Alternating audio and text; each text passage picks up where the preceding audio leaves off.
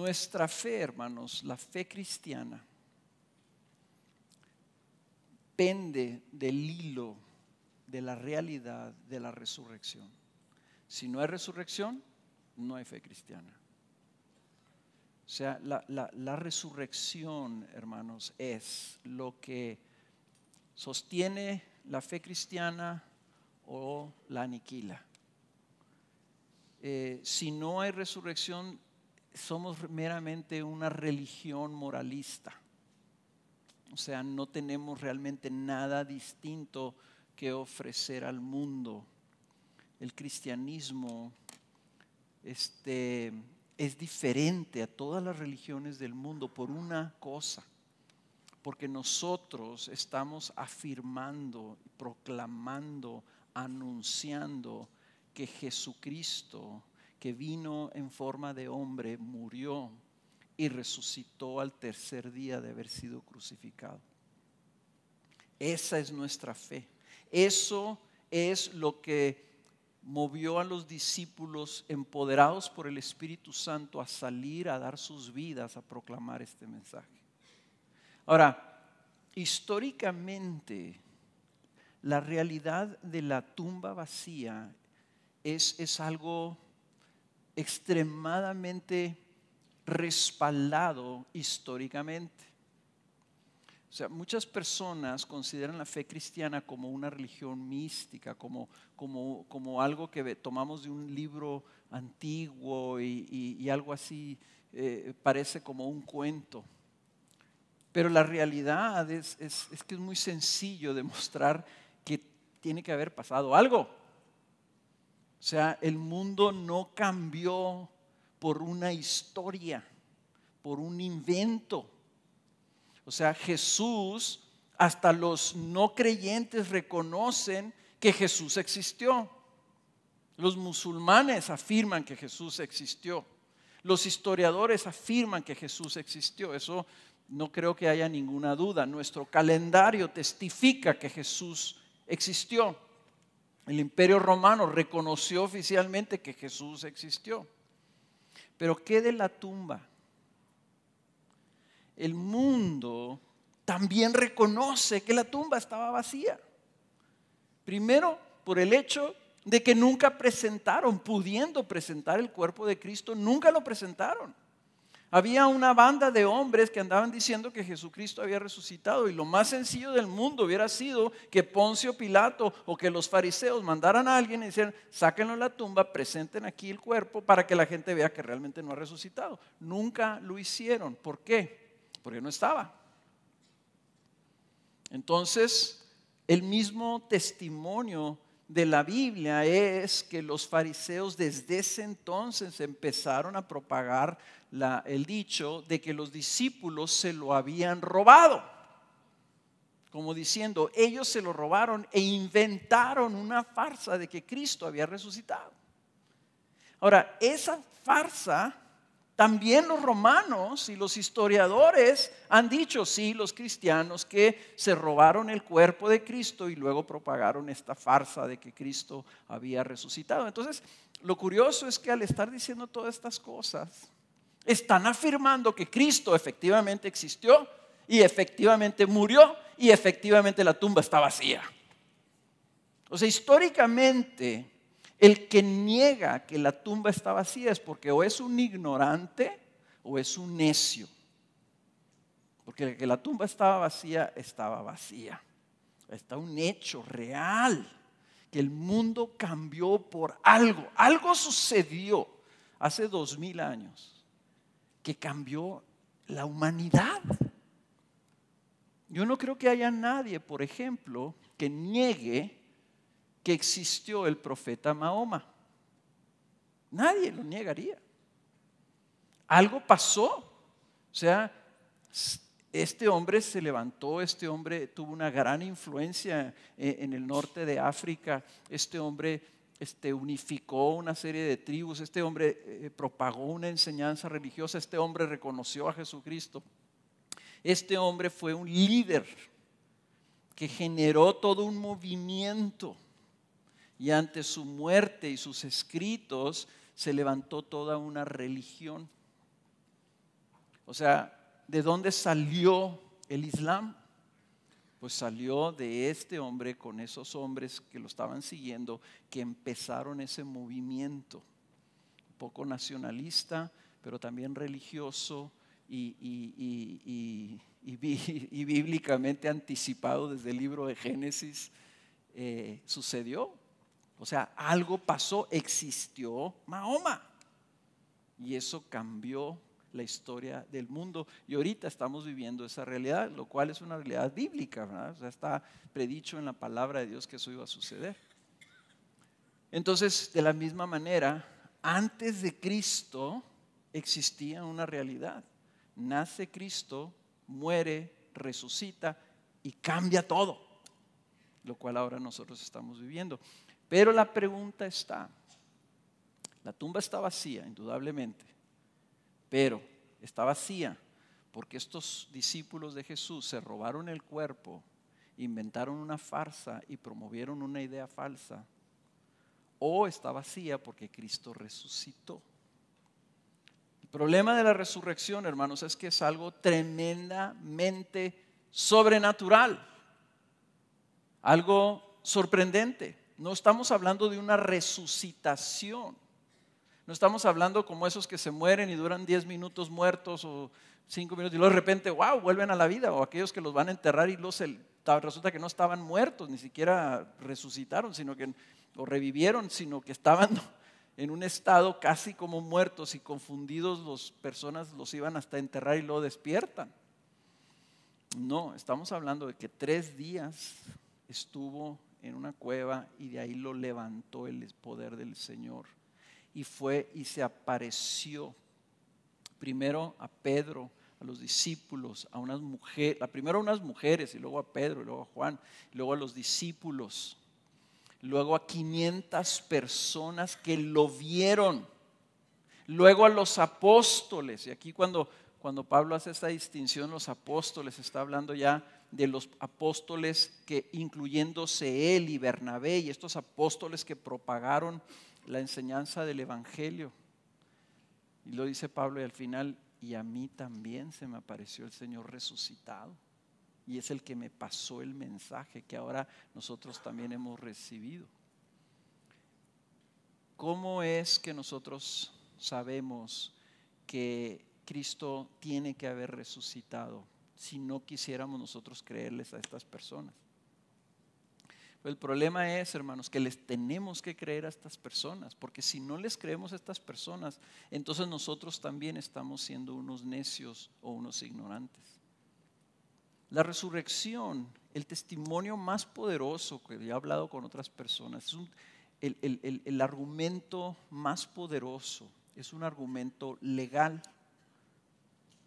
Tienes tú cientos de personas que los fariseos y los romanos acusaban de estar inventando un cuento, de ser una farsa de la resurrección de nuestro Señor, que no fue cierto, que estuvieron dispuestos a dar su vida por ese testimonio.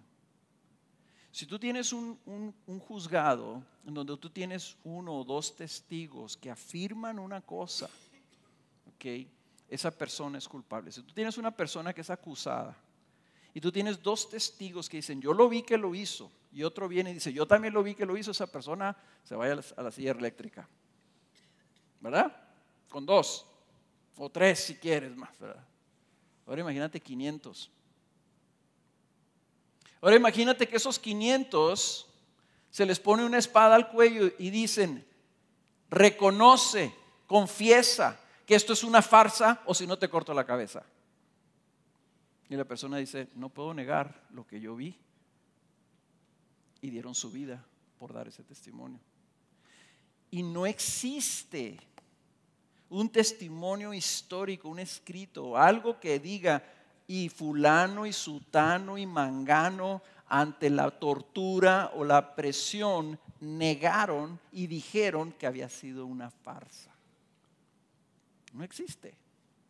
Entonces, ¿cómo podemos nosotros, ante el testimonio escrito, establecido, históricamente dejado permanente para nosotros en la Biblia y en los otros escritos históricos, ¿cómo podemos nosotros decir, no es cierto, es un cuento? Si hubo personas que murieron por decir esa verdad. Entonces la tumba está vacía y Pablo nos está diciendo, quiero que sepan, hermanos, Cristo resucitó. Entonces lo que vamos a oír ahorita, lo que vamos a leer en 1 Corintios 15, Pablo empieza diciendo, esto es lo que yo recibí, esto es lo que yo les he pasado a ustedes y esta es la base de nuestra fe. Y los primeros versículos lo que está haciendo es transmitir lo que verbalmente hasta esa fecha, que no tenían ellos el Nuevo Testamento escrito, se había estado propagando en base a la tradición oral.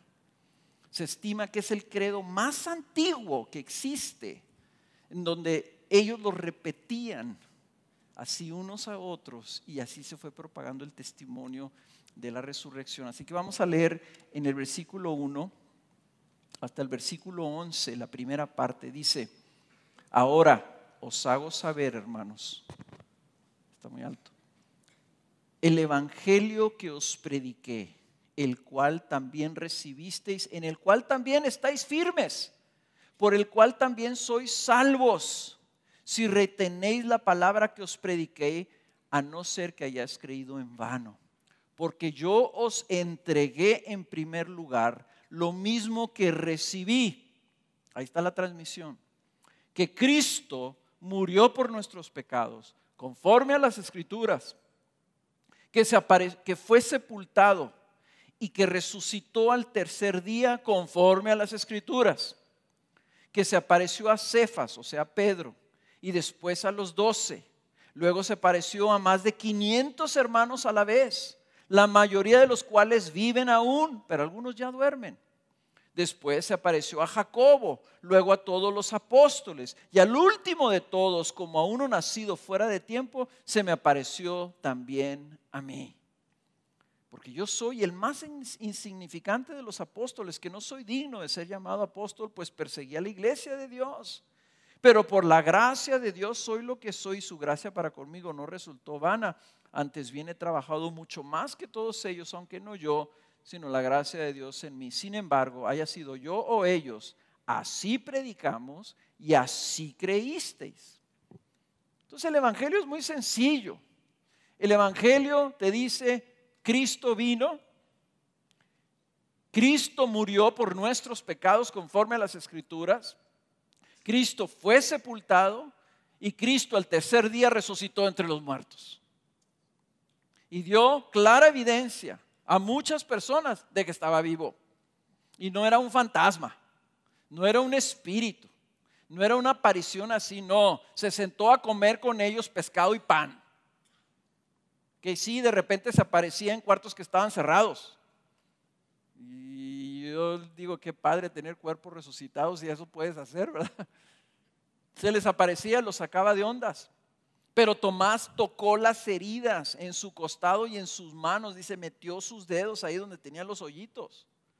O sea, Cristo dio pruebas a muchas personas, su gente, que estaba vivo en realidad. Y ese es el testimonio que dice Pablo, si tú lo creíste, tú lo recibiste, como yo te lo prediqué, dice, esa es la base de tu salvación.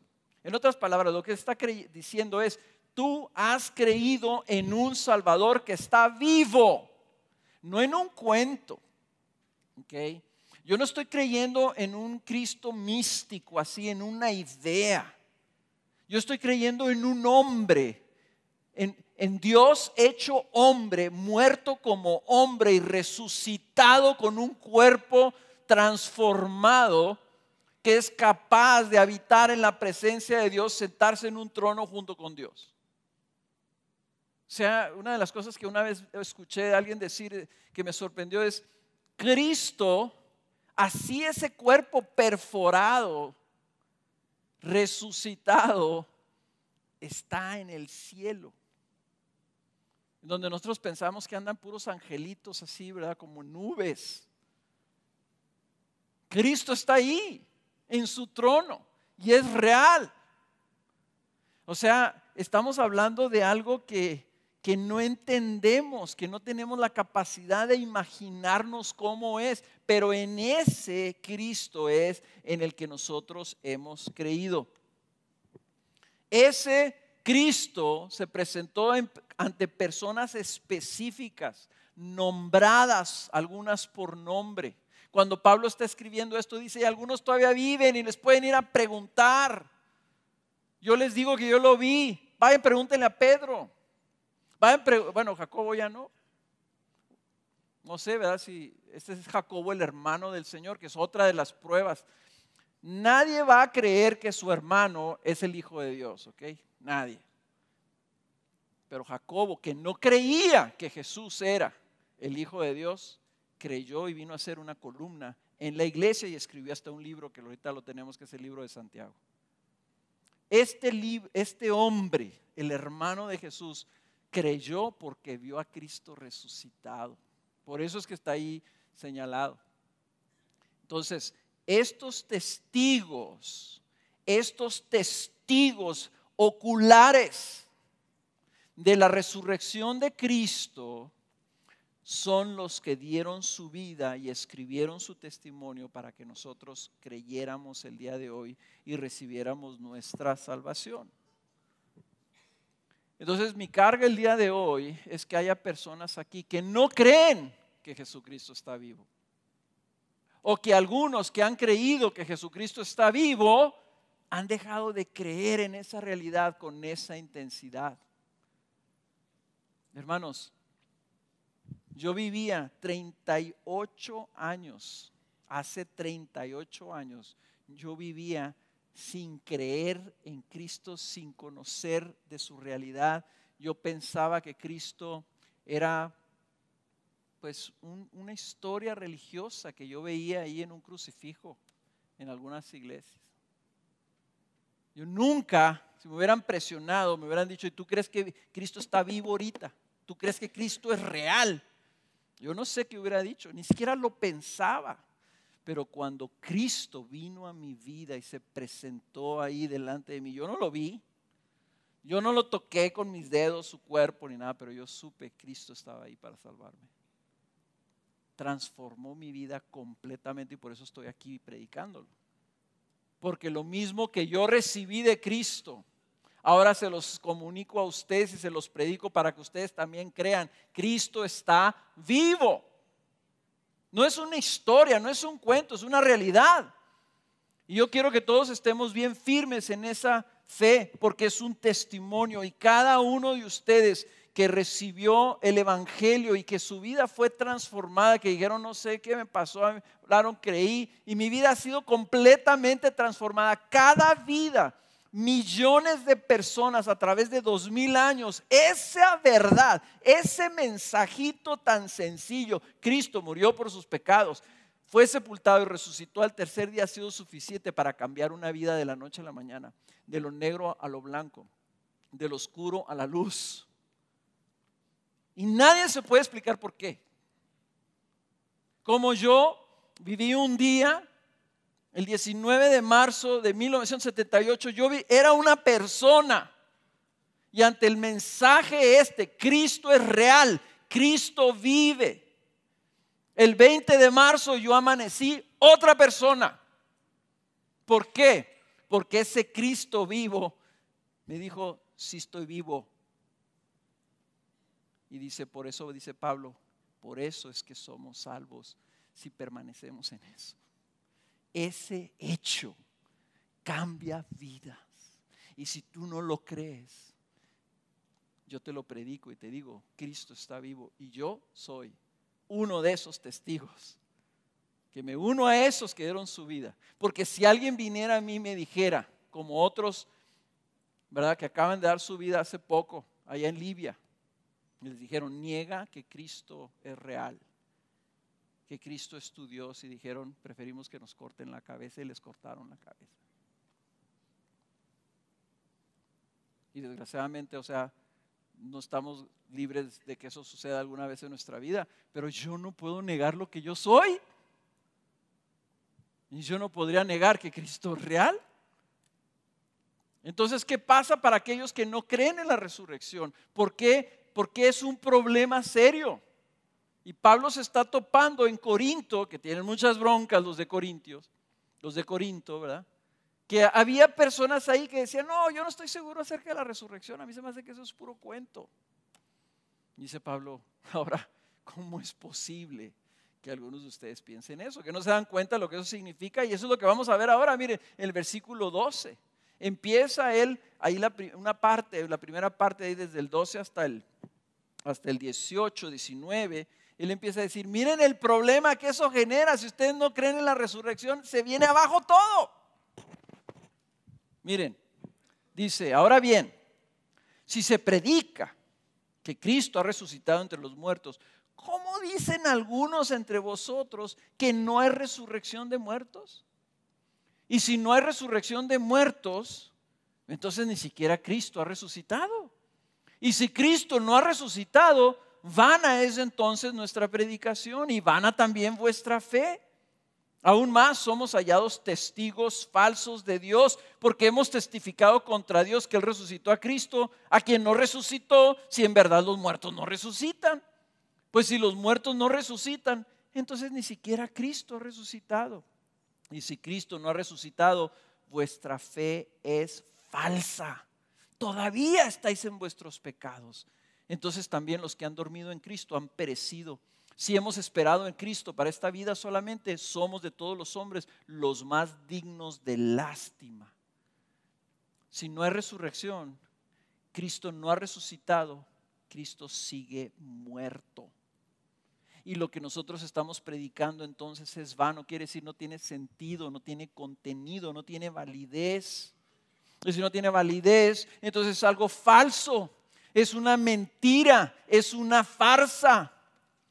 Y entonces, ¿para qué han dado su vida miles y millones de mártires? ¿Por qué es que ha habido a través de 2000 años, sigue propagándose esta farsa?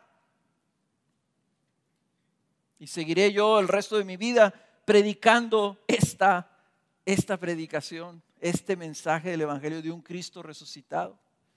Dice Pablo, dice que no se dan cuenta, o sea, entonces todo lo que estamos haciendo carece de sentido y si no hay resurrección o tú dudas la resurrección, dice, nuestra predicación es vana, hueca, sin sentido, falsa, es una mentira. Dice, somos entonces testigos falsos de Dios, afirmando cosas de Dios que en realidad no son ciertas. Les voy a decir una cosa, Cristo mismo dijo esto, yo soy el Hijo de Dios, todo lo que yo digo es verdad, todo lo que se ha dicho de mí en el Antiguo Testamento es verdad. Y para demostrarles les voy a dar una prueba, la prueba suprema, la prueba principal. Y dijo, voy a estar como Jonás estuvo 3 días en el vientre de un pez, yo también voy a morir y al tercer día voy a resucitar para demostrarles que tengo el poder de dar mi vida y de tomarla de nuevo. Esa va a ser mi prueba y con eso debe ser suficiente porque nadie puede hacer eso. Y eso es lo que hizo. Entonces, si Cristo no resucitó, lo que Él dijo no podemos decir que es verdad porque no hay prueba. Ni la Escritura podemos decir que es la palabra de Dios porque entonces tampoco tendríamos ninguna prueba. El Antiguo Testamento es validado como la palabra de Dios porque Cristo lo valida y lo valida con su resurrección. Entonces todo sería falso. Pablo lo está aquí afirmando. Y lo más grave de todo, hermanos, es que nosotros estaríamos todavía en nuestros pecados. Estaríamos propagando una religión que no salva. Porque si Cristo no resucitó, quiere decir que estaba engañándose a sí mismo. Lo mejor que podemos aspirar es que a decir, pues pobrecito, él realmente sí se la creía. No era un farso, no era un mentiroso. Él pensaba que era el Hijo de Dios, pero resultó que no era el Hijo de Dios porque se quedó muerto. Y entonces no tiene poder para salvar. Entonces no era el Redentor, entonces no era el enviado de Dios, no era el ungido para salvar al pueblo. Y nosotros estaríamos todavía en nuestros pecados. Y entonces concluye Pablo, ahí en el versículo 19, dice, entonces si hemos esperado en Cristo para esta vida solamente, somos de todos hombres los más dignos de lástima, porque estamos realmente viviendo para algo que no existe. Dice, y lo único que tendríamos de esperar era lo que vamos a obtener en esta vida. La conclusión lógica es que entonces lo único que hay es lo que estamos viviendo aquí, porque no hay resurrección. Nos vamos a morir, nos van a comer los gusanos y ahí nos vamos a quedar. Estiércol de gusanos vamos a hacer. No hay nada, no hay nada. Y entonces dice, entonces somos dignos de lástima porque nos estamos dando a tole con el dedo. Ahora, me voy a brincar ahí hasta el versículo 29, porque Pablo tiene como un sándwich, si Cristo no ha resucitado, estas son las broncas, estos son los problemas. Y le dice, pero Cristo ha resucitado, y lo devuelve otra vez. Entonces, si Cristo no ha resucitado, esos dos argumentos, el argumento de Cristo resucitado está en medio de dos argumentos que no. Me voy a brincar al otro pan. Imagínense que ahorita les acabamos de leer hasta el 19 el primer pan. Ahora voy a agarrar el otro pan del 29 en adelante. Y luego vamos a ir por la carnita que está en medio. 1 Corintios 15, 29. Dice, de no ser así, o sea, de no haber resucitado Cristo, ¿qué harán los que se bautizan por los muertos si de ninguna manera los muertos resucitan? ¿Por qué entonces se bautizan por ellos? Y también, ¿por qué estamos en peligro a toda hora? Os aseguro, hermanos, por la satisfacción que siento por vosotros en Cristo Jesús nuestro Señor, que cada día estoy en peligro de muerte. Si por motivos humanos luché contra fieras en Éfeso, ¿de qué me aprovecha? Si los muertos no resucitan, comamos y bebamos, que mañana moriremos. No os dejéis engañar, las malas compañías corrompen las buenas costumbres. Sed sobrios como conviene y dejad de pecar, porque algunos no tienen conocimiento de Dios. Para vergüenza vuestra lo digo. Aquí hay un pasaje muy raro, que dicen que hay como 40 versiones de qué significa eso que escribió aquí Pablo.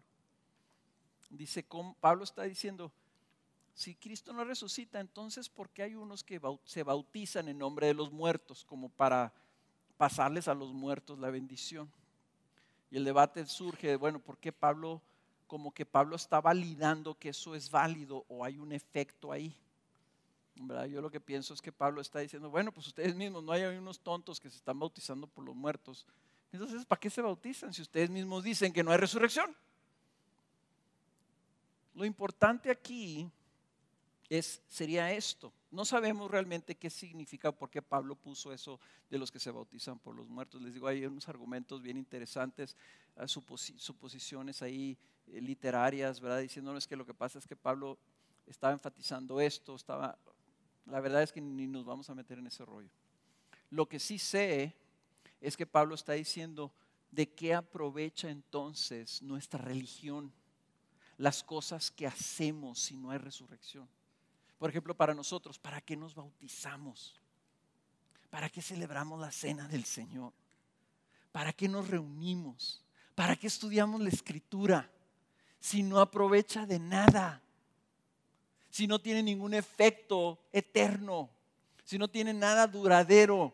¿Qué estamos haciendo aquí, hermanos? Ahorita en la mañana que vinimos y nosotros que vivimos acá por la zona de Campos Elíseos, pasamos por ahí en la mañana y siempre lleno de gente corriendo y en bicicletas y paseando a sus perros.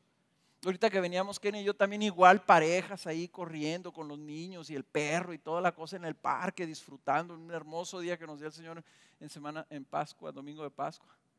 Hermanos, si no hay resurrección, ¿qué estamos haciendo aquí? Vamos por el perro y vamos a pasear allá afuera. ¿Qué estamos haciendo aquí si no creemos en la resurrección? Dice Pablo, ¿de qué aprovecha? No te aprovecha de nada. No hay ninguna diferencia. Y si tú dices, no, pues es que cuando yo vengo aquí soy mejor persona y soy mejor marido y soy mejor mujer y soy mejor hombre y soy mejor niño, lo que tú quieras, ¿verdad? Pues únete a un club, ¿verdad? Toma unas clases ahí, ¿verdad? dice Pablo, si no resucitó Cristo, entonces ¿por qué ando arriesgando mi vida? ¿Por qué ando arriesgando mi vida para predicarles este mensaje? Dice Pablo. Dice, no ando luchando contra fieras, no me andan dando latigazos y yo sigo y sigo y sigo y sigo hasta el día que le cortaron la cabeza. ¿Para qué? Dice. Pero él está diciendo, yo lo creo y yo estoy arriesgando mi vida para traerles el mensaje que los puede salvar. De otra manera, de nada aprovecha. ¿Para qué andamos nosotros que plantando iglesias y que las otras iglesias y que vamos a alcanzar a México y tenemos algo que aportar? Si no hay resurrección, ¿qué estamos haciendo? ¿De qué aprovecha todo eso? ¿Para qué nos reunimos este fin de semana a orar por las otras iglesias? ¿Y por qué acabamos de orar ahorita por mi hermano Rubens? Dice la Biblia, no aprovecha. Dice Pablo, pues entonces no aprovecha nada. ¿Para qué construir iglesias? ¿Para qué hablar de salvación? Dice Pablo, entonces la única conclusión es, hermanos, es esta: comamos y bebamos porque mañana nos morimos. Eso es todo lo que queda en esta vida. Si no hay resurrección, lo único que queda es vivir para comer, para beber, porque después te vas a morir. ¿Y no les suena el mensaje familiar? ¿Quién es la gente que dice eso?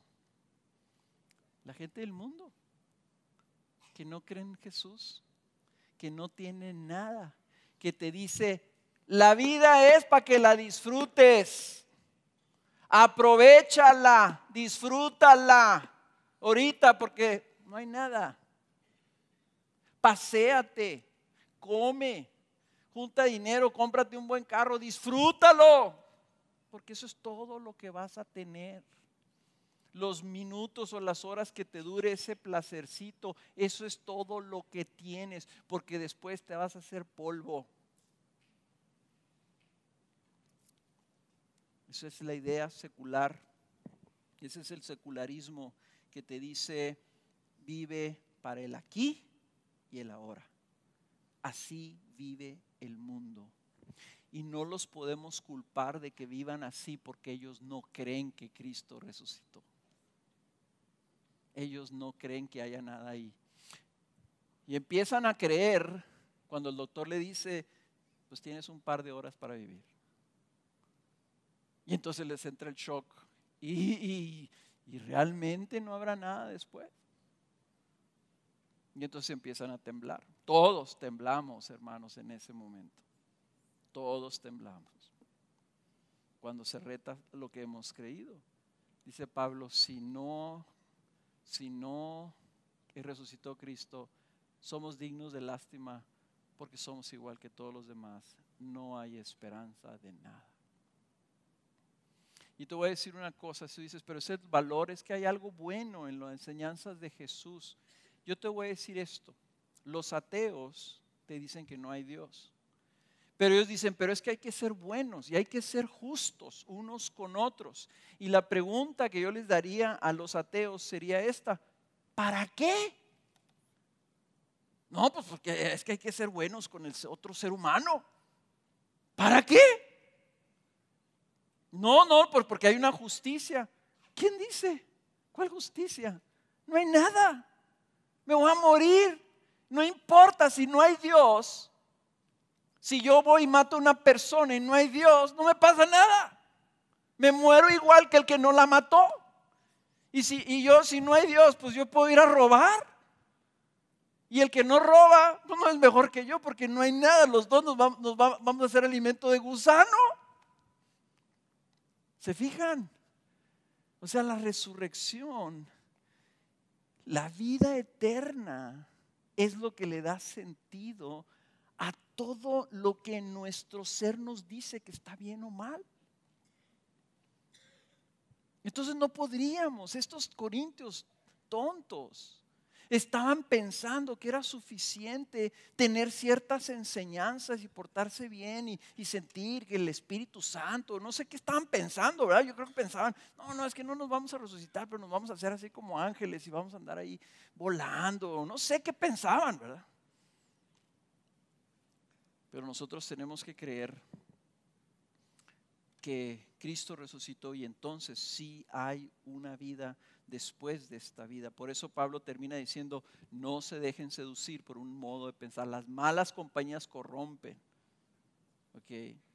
O sea, tu mente puede ser corrompida al punto que tú dejas de creer cuál es tu esperanza real. El mundo se vuelve a mitos, el mundo empieza a sentir, oye, algo tiene que haber después porque la vida no tiene sentido. No tiene sentido si no hay nada después. Entonces ellos empiezan a creer así en un panteísmo, ¿verdad? No, pues yo voy a, ¿cómo se llama? La reencarnación. Voy a morir y voy a reencarnar y voy a ser así como que un perrito. O yo, tal vez yo si la haga y llegue a ser como caballo, ¿verdad? O sea, estos mitos, ¿verdad? Estos mitos de que sí, la naturaleza es el Dios, ¿verdad? Y todos compartimos el mismo espíritu, el espíritu del árbol lo tengo yo adentro de mí, ¿verdad? Y Dios está dentro de mí, yo soy Dios y todos tenemos esta fuerza cósmica. Yo creía esas tarugadas y yo las estaba inventando. ¿Por qué caemos en ese tipo de cosas? Porque no tiene sentido decir que no hay nada después de esto. Y tenemos que inventar un cuento, ¿verdad? Y tú tienes algunas religiosas ahí medio marcianas, ¿verdad? Que dicen, no, sí, después de que tú mueras, entonces después, pues tú vas a resucitar y te vas a ir así a un planeta y tú vas a ser el rey de ese planeta y por eso hay tantas estrellas, porque hay millones y billones de planetas y ahí tú vas a tener tu propio planetita. O peor, ¿verdad? Otros dicen, no, y cuando tú mueras va a venir un platillo espacial, ¿verdad? Y se va a parar ahí, te va a levantar tu alma y entonces tú te vas a unir a esos espíritus extraterrestres. Hermanos, una de las religiones más populares en Hollywood, eso creen, que nos vamos a unir con unos entes cósmicos que andan así como extraterrestres en el universo. Bueno, no nos vamos a unir, que ellos se van a unir. Y muchos artistas de cine creen eso. Mitos, si no hay resurrección. Pero aquí está donde viene lo bueno, la bendición y la seguridad de la resurrección. Versículo 20. Aquí es donde Pablo clava el clavo, dice, más ahora Cristo ha resucitado entre los muertos, primicias de los que durmieron. Porque ya que la muerte entró por un hombre, también por un hombre vino la resurrección de los muertos. Porque así como en Adán todos mueren, también en Cristo todos serán vivificados. Pero cada uno a su debido orden. Cristo a las primicias, luego los que son de Cristo en su venida. Entonces vendrá el fin, cuando entregue el reino al Dios y Padre, después que haya abolido, todo dominio y toda autoridad y poder. Pues Él debe reinar hasta que haya puesto a todos sus enemigos debajo de sus pies. Y el último enemigo que será abolido es la muerte. Porque Él ha puesto todo en sujeción bajo sus pies. Pero cuando dice que todas las cosas le están sujetas, es evidente que se exceptúa aquel que ha sometido a Él todas las cosas. Y cuando todo haya sido sometido a Él, entonces también el Hijo mismo se sujetará a aquel que sujetó a Él todas las cosas, para que Dios sea todo en todos. ¿Por qué es tan importante la resurrección? Primero, porque la resurrección es la introducción de la vida eterna al hombre caído. El libro de Romanos capítulo 5 dice que la muerte entró al mundo cuando cayó Adán. Entró la muerte, no había muerte en el mundo. Entró la muerte cuando cayó Adán. Y aquí Pablo está recordando a los corintios, lo que después le recordaría a los romanos en el capítulo 5, que así como un hombre, Adán, trajo la muerte al mundo, otro hombre, el segundo Adán, Cristo, el ungido de Dios, trajo ¿qué? La vida. Él introdujo la vida. La resurrección, dice Pablo, Cristo al resucitar introduce ahora una nueva realidad a la creación caída, la realidad de la vida, de tal forma que Él está trayendo algo nuevo. Una justificación por los pecados, que la Biblia en Romanos 5 le dice la justificación para vida. Nuestra redención, el perdón de nuestros pecados, el haber sido declarados justos delante de Dios, nos hace aceptos, nos hace capaces de recibir entonces la vida eterna. La vida eterna es una promesa, es una realidad que ya tenemos por la presencia del Espíritu Santo en nuestra vida. Pero viene porque alguien pagó el precio que nos elimina, nos quita la culpa que se paga solamente con muerte. Cuando Cristo muere en la cruz, entonces paga por los pecados, se quita la pena, se quita la condena y entonces Él nos da vida. Y nos promete la resurrección. Y nos dice, ahora yo en el último día te voy a resucitar a ti. Eso es lo que es la obra de Cristo Jesús, hermanos. Si Cristo no resucitó, no podemos tener esperanza de nuestra justificación, porque eso es lo que Él vino a hacer. Abrir el camino al cielo. Cristo vino para llevarnos a Dios. Y al pagar por nuestros pecados en la cruz, entonces se abre esa posibilidad para nosotros. Entonces Cristo resucita y al resucitar introduce la vida eterna a la creación. Número 2, si Cristo ha resucitado, entonces Él es el primero de muchos. Dice, Él es la primicia. La primicia se refiere a cuando tú estás cosechando. Tú siembras tomates y todos los días sales a ver si ya hay tomates y todos los días sales a ver si ya están rojos los tomates. Los primeros tomates que se ponen rojos y que tú puedes cosechar son las primicias. Y esa primicia, ese primer tomate que cortas, te da la indicación de lo que viene después. De los otros tomates que esa planta va a seguir dando durante todo el tiempo que está produciendo. Cristo es la primicia, fue el primero que resucitó entre muchos. Y eso es algo hermoso, hermanos, porque entonces nosotros tenemos la esperanza de que Él va a ser primero, como dice la Biblia, entre muchos hermanos. Y dice, primero Él, luego dice nosotros. Primero Él, luego nosotros. Inclusive en Tesalonicenses dice, primero Él. Luego los que ya durmieron, que van a resucitar. Luego nosotros que estemos vivos, y algunos hay que están vivos cuando Él venga, dice, entonces nosotros los vamos a alcanzar, vamos a ser resucitados en vida. Okay, vamos a ser transformados en vida. Vamos a experimentar lo que un muerto resucita en la resurrección. Nosotros, si estuviéramos vivos, experimentaríamos esos mismos y nos uniríamos con ellos si es que hay alguien todavía vivo, creyente.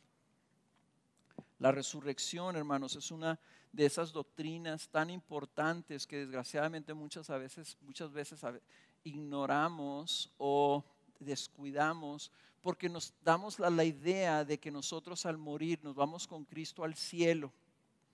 La Biblia dice que nosotros vamos a ser resucitados y que vamos a ir a la Nueva Jerusalén, a vivir con Cristo, que Él va a ser la luz de esa ciudad. Cristo está edificando una ciudad donde nosotros vamos a habitar. Y vamos a tener cuerpos, no como estos, otros cuerpos. Y eso lo vamos a ver en unas semanas después cuando veamos la segunda parte del capítulo 15. Vamos a tener cuerpos, hermanos. Cuerpos glorificados. Cuerpos no como estos. Y es una buena noticia para los que sufren. Okay, para los que están muy conscientes de sus flaquezas, sus debilidades, sus enfermedades, sus artritis y todas esas cosas que fallan en su cuerpo. Cristo sabe que tu cuerpo falla y por eso te está preparando un cuerpo nuevo que no va a tener falla. Y los que no sufren, como algunos jóvenes por ahí que los veo yo bien machines, ¿verdad? Y se sienten ellos bien machines, dicen, a mí no me duele nada. Aguas, tu cuerpo es un cuerpo caído, es un cuerpo flaco. Y lo voy a decir así, aunque te vas a ofender, ¿verdad? Porque cuando te ves ahí en el gimnasio haciendo pesas, tu cuerpo es chafa. Cuando llegues a mi edad vas a decir, híjole Señor, ¿qué onda con este cuerpo? O sea, nosotros estamos esperando la resurrección, cuerpos resucitados, algo donde vamos a ser dados algo nuevo para vivir en una ciudad que tiene elementos hasta terrenales, tiene perlas en las puertas, tiene piedras preciosas, tiene calles de oro. Esas no son nubes, no dice y las calles van a ser de nube, dice las calles van a ser de oro. Y va a haber una luz. Va a ser Cristo mismo que va a estar en medio de esa ciudad. Tercero, la resurrección inicia el proceso de reconquista y del establecimiento del trono del reino de Cristo Jesús. Y eso es algo bien importante de ese pasaje, tal vez lo más importante de ese pasaje, que él dice, dense cuenta, cuando Cristo resucitó, dijo, ahora sí, he tomado el reino con mis manos, demostrado yo soy el rey, yo soy el Señor de la vida y este mundo es mío. Y lo está conquistando.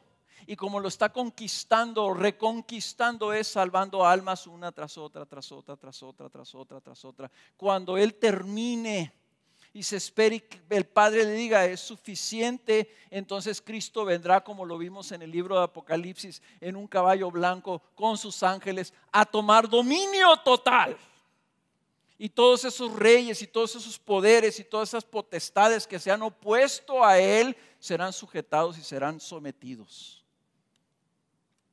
Él está en un proceso, está reinando.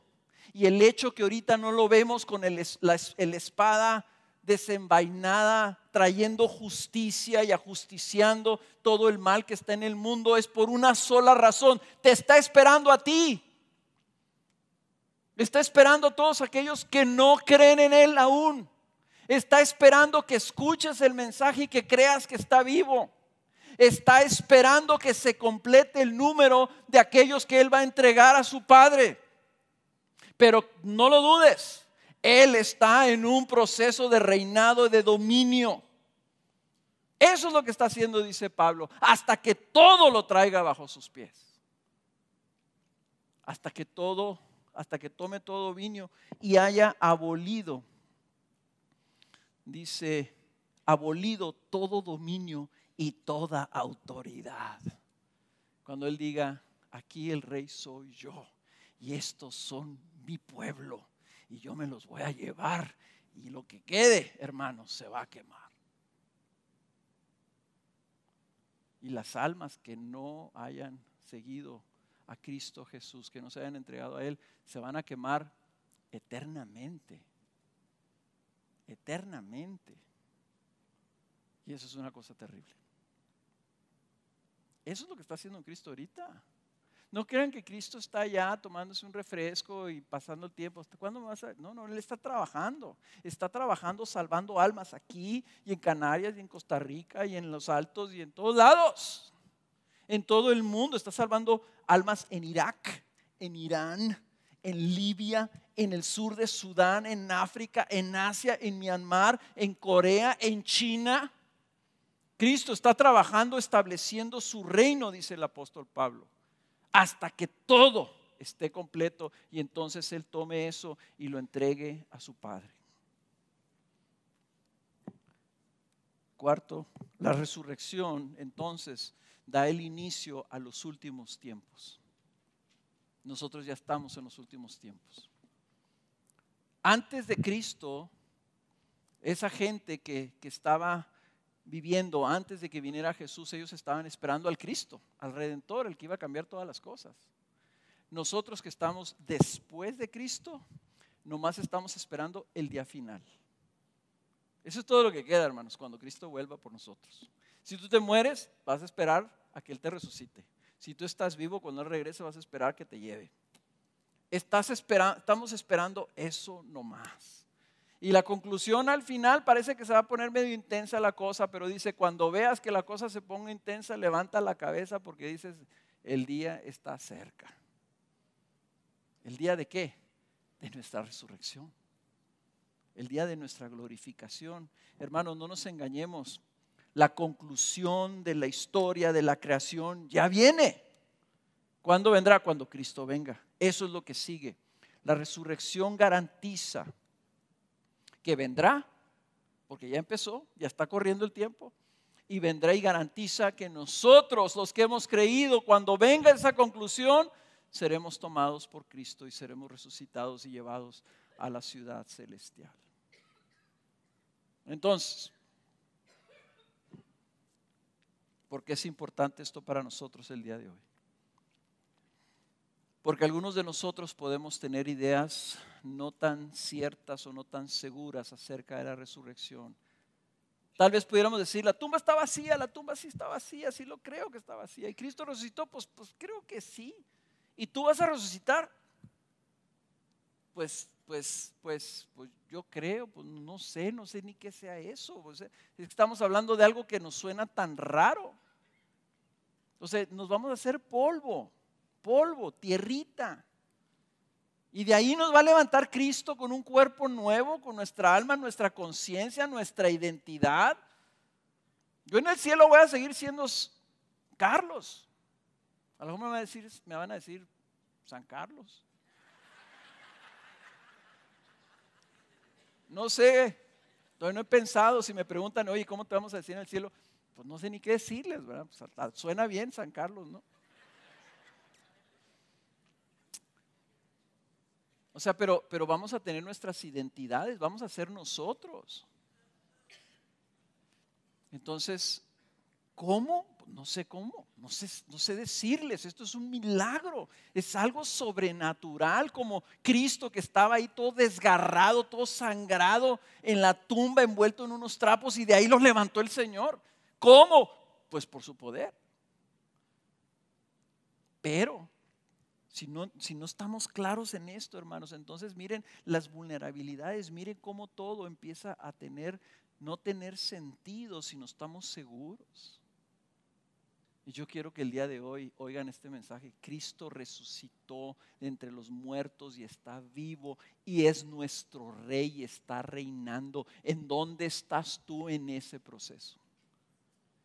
Si tú aún no has creído, si tú todavía estás pajareando, si tú todavía piensas que la iglesia cristiana es una buena onda, pues voy porque me llevan mis padres, me lleva mi esposa, me lleva mi esposo, pues ahí estoy escuchando, pero no sé, yo no quiero, es que no me forcen a mí, no me metan esta onda. No, es que no te estamos metiendo nada. Te estamos anunciando, hay un rey que está vivo, se llama Jesús. ¿Qué vas a hacer al respecto? ¿Vas a creer? ¿Vas a investigar? ¿Vas a leer su testimonio? ¿Vas a buscar conocerlo? ¿O te vas a seguir haciendo loco hasta el día cuando ya no va a haber ningún remedio? No tenemos tiempo que perder. Ya estamos en los últimos días. Entonces todos tenemos que estar seguros. ¿Qué estamos haciendo con el Rey Jesús? Esto no es una religión, no es pórtate bien, no es si ya me hice cristiano, entonces ya no voy a ir a los antros, o ya no voy a hacer esto, me voy a portar bien, voy a respetar a mi esposa, voy a obedecer a mis padres. O sea, es secundario. Lo primero es decir, ¿qué vas a hacer? ¿Vas a reconocer a Cristo Jesús como Señor de tu vida? Como el Rey Supremo que está llevando todas las cosas, y un día cuando Él se levante en su trono, los ángeles se van a asegurar que todo mundo se postre ante sus pies. Y el tonto arrogante que diga, no, yo no me hinco, lo van a hincar. Porque Él va a llevar todo dominio y luego todo sujeto lo va a entregar a su Padre. Aquí está, Padre. Lo que se perdió yo ya lo conquisté. Y dice, y el último enemigo, el último que va a agarrar y va a destruir, ¿saben qué es? La muerte. No más muerte. Eso es lo que está haciendo Jesús. Y cada uno de nosotros tenemos que tratar con ello. Cada uno de nosotros tenemos que resolver esto. Hayas creído en Jesús o no hayas creído, tenemos que vivir de esa forma. Y si tú no has creído, yo te quiero suplicar, por favor, créeme, Cristo resucitó, está vivo, cambió mi vida, ha cambiado la vida de cientos de los que están aquí. Y lo que te estoy diciendo no es un cuento, no es una historia, te estoy diciendo algo que fue real.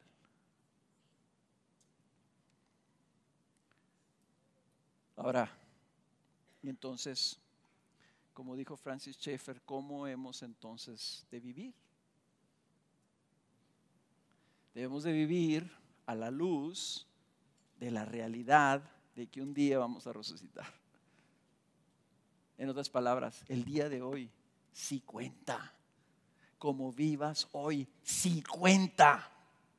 Lo que hagas hoy sí tiene un valor eterno. Y si tú estás viviendo para el aquí y el ahora, si tú todo lo que pasa durante toda la semana que está pasando por tu mente es el aquí y el ahora, lo que tienes, lo que comes, lo que bebas, lo que poseas, lo que te diviertas, lo que disfrutes en el aquí y en el ahora. Y si te pasas horas soñando en lo que vas a hacer mañana y voy a hacer esto, y voy a comprar aquello, y voy a ir aquí, voy a ir allá. Si tú dices que crees en Cristo y dices que crees en la resurrección, pero vives así, yo te voy a decir una cosa, eres digno de lástima. Porque la resurrección del Señor Jesús no está haciendo la diferencia en tu vida. Y vives igual que los que no creen en eso. Digno de lástima. Porque entonces, ¿para qué murió Cristo? ¿Para qué resucitó? Si tú vas a vivir para el aquí y el ahora, que Él dice, yo vine para darles una vida y una esperanza de algo que trasciende el aquí y el ahora. Hermanos, no debemos ser cristianos que vivamos para el aquí y el ahora. Debemos vivir como creyentes que vivimos para el allá y el aquel día. Vivimos para el allá como peregrinos, dice la Biblia. Y para aquel día. Y debe hacer una gran diferencia en nuestras vidas. Entonces, si estamos alineados con el reino de Jesús, estamos ya encaminados a lo que viene. Y lo que sigue es la resurrección. Alineados al reino de nuestro Señor, caminando con Él, siguiéndolo a Él, porque vamos en camino a ser entregados al Padre. Somos ovejas que Él ha recuperado y las va llevando. Él es nuestro gran pastor y nosotros vamos caminando hacia allá. Y eso debe de verse en nuestra forma de vida.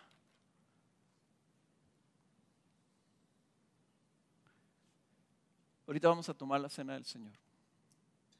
Y le voy a pedir al equipo de alabanza que pase y le voy a pedir a los sugieres que, por favor, anfitriones, que se preparen. Porque miren el significado de lo que estamos haciendo. Si Cristo no ha resucitado, ¿para qué hacemos eso? Pero si sí ha resucitado, fíjense lo que significa eso. Nosotros, al tomar la cena del Señor, estamos repasando, estamos reproclamando, reanunciando la muerte de nuestro Salvador y la promesa que su sangre nos ha sellado, lavado y preparado ya para ese día. El pan representa la muerte de Cristo Jesús y la sangre representa el nuevo pacto. Y el nuevo pacto es el pacto de vida. El cuerpo es, yo soy culpable de la muerte de Jesús, Él pagó por mis pecados, por mi culpa. Y la sangre representa, pero esa sangre me ha limpiado y es el sello que tenemos. Cuando venga el poder de Dios a resucitar a los muertos, va a resucitar los que estén sellados, los que estén en el nuevo pacto, cuyos nombres están escritos en el libro de la vida. Eso es lo que estamos celebrando.